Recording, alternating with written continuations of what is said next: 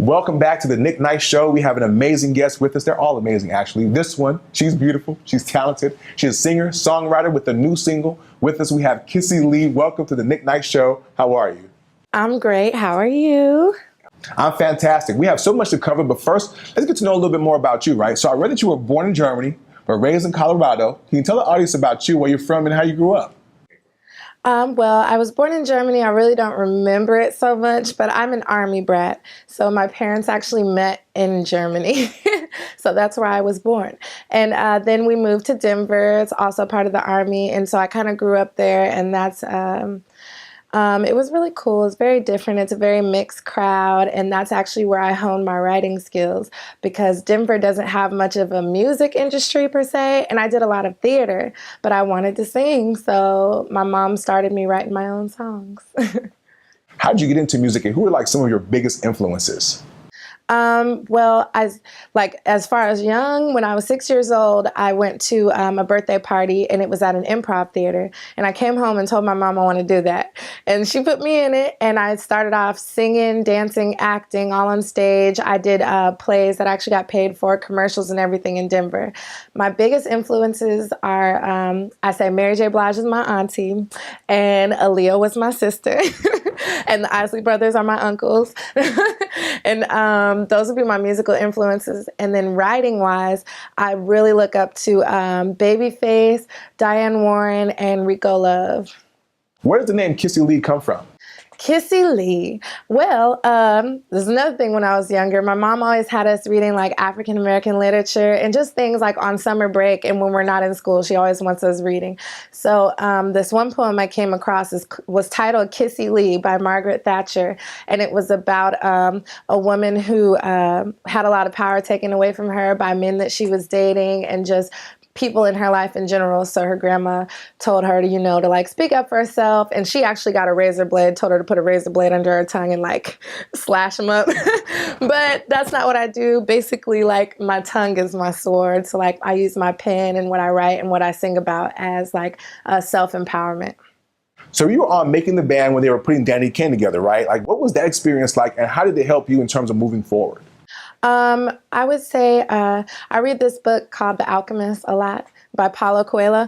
And I would say that moment for Making the Band was like, what do you call it, my beginner's luck when I came to Atlanta. And I kind of just was going actually for a job interview, and that's where they actually were holding auditions for Making the Band. So I just stood in line, and I ended up going to New York the next day. So to me, that was like, okay, this is what I'm supposed to be doing. I was out in New York just by myself, just dancing and singing every day, and it showed me the hard work that it takes, and it showed me the things that I had to improve on. So you didn't have to get cheesecake, did you? No, I didn't have to get cheesecake, but I would have. I know you're a songwriter, but I didn't know that you wrote for so many people. Can you tell us about that and who you've written for? Yeah, I honestly I love writing for other people as much as I like writing for myself. It's very inspiring. It gives me different perspectives on people's lives.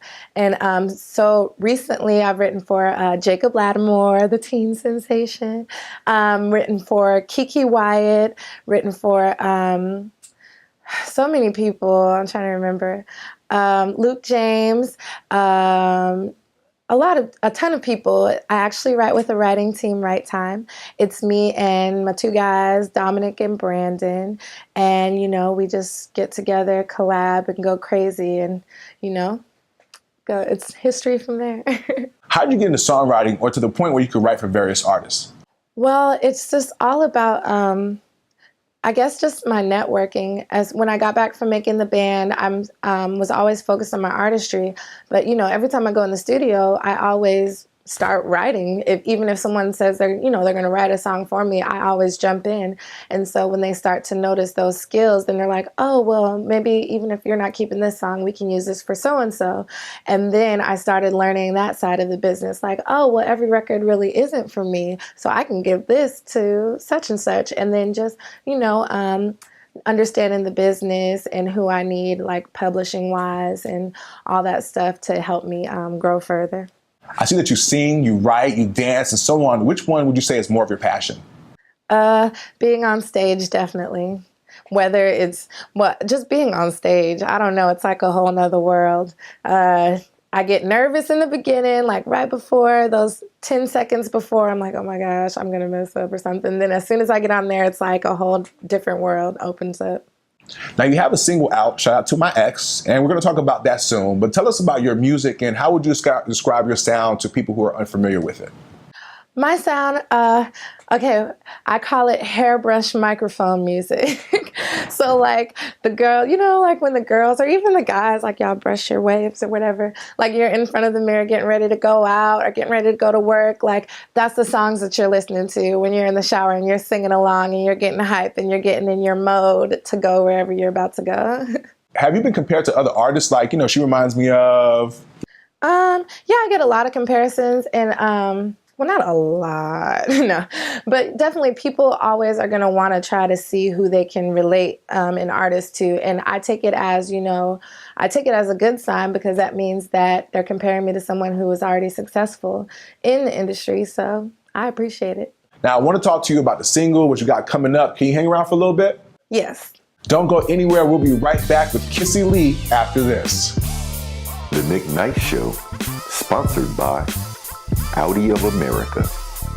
Truth in Engineering.